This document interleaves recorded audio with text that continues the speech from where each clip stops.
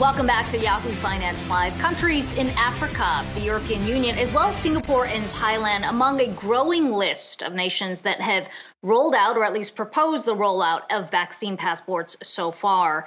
The U.S. is looking to follow in their path, but concerns about privacy and security threatens to derail some of those efforts.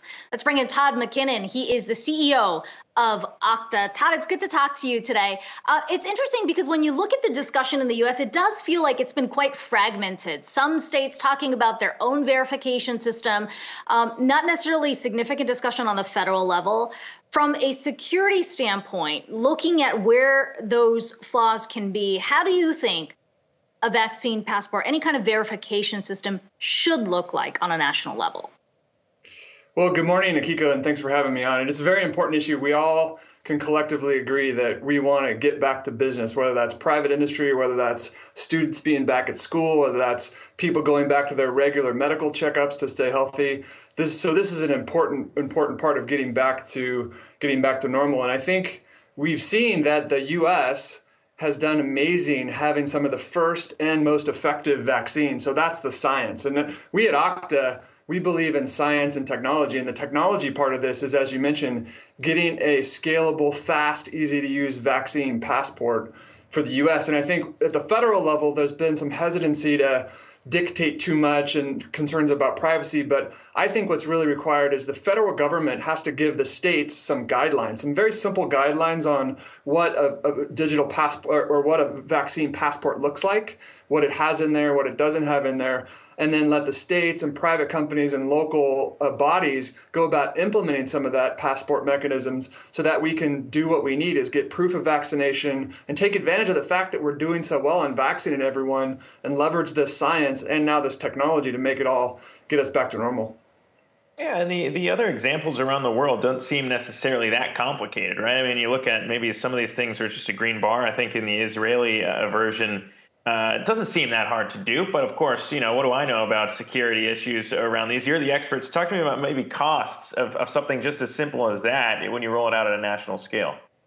Well, I think one of the things that is slowing us down a little bit is in cases we're trying to boil the ocean. We don't have to put a complete medical record online. We don't have to make a passport for everything you've done in your past history. We just need to be fast about this one very important vaccine. So that simplifies the problem a lot. And in security, the simpler things are, the less risk there are, and the more secure they can be. So we think simplicity is a key, and that's where that simple federal guideline could help us agree on what's required and what's not. Again, and even some of the user interface, what it looks like. So as you take it from business to business, whether you're flying on a plane, whether you're going to a sports game, the people checking that passport could have a simple visual cue as what it should look like, and it would make it more accepted, more widely used, and accomplish this objective is getting us all back to work as quickly as possible. How hard is it to bring everything online, though, after the fact? Those of us who've gotten vaccinated already have our vaccine cards. It seems like a piece of paper that's pretty easy to forge, and we've already seen several reports of that. How do you bring together a digital system when so many people have already been vaccinated and only have a verification through a piece of paper? Well, I think everything is going online. You talk about it every day on your show. We're all living it every day. Everything's going online. And I think that there's so much precedent to put things online, put things in mobile apps, whether it's your credit cards, whether you're going to Starbucks and paying with your phone. There's so much precedent that it's very possible. And I think that the fact that it is online and it is easy to visually verify and it's a common, consistent format will make it much more usable and much more portable.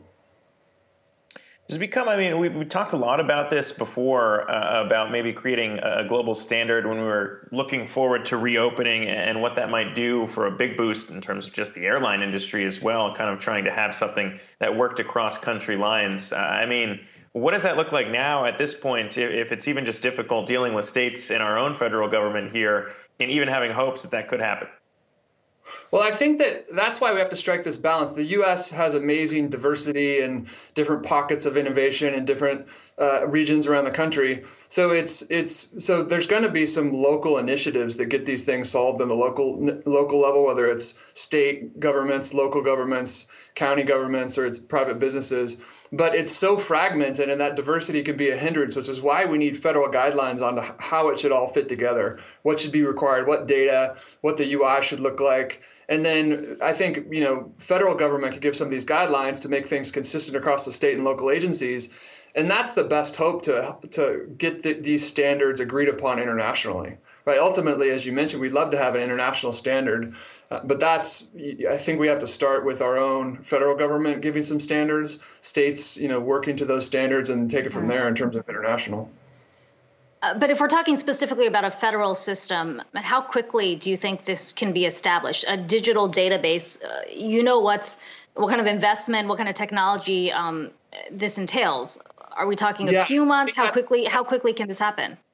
That's a really good point, because I don't think we should have one central database at the federal government. I think that's too hard and too slow. That's why we need some of this just standards and some of this simple formats and simple data, what should be captured, what should not, how it should look, and then let different groups, whether it's private companies or local agencies, implement to that standard. What that does is let you move fast, because speed is of the essence here. This can't be a federal project that takes 7 years. We don't have 7 years. We need to get back to business sooner. So the combination of a federal standard at a high level, local implementation, I think, is the right mix between effectiveness and speed. Okay, we'll be watching to see how that plays out. Okta CEO Todd McKinnon, good to talk to you today.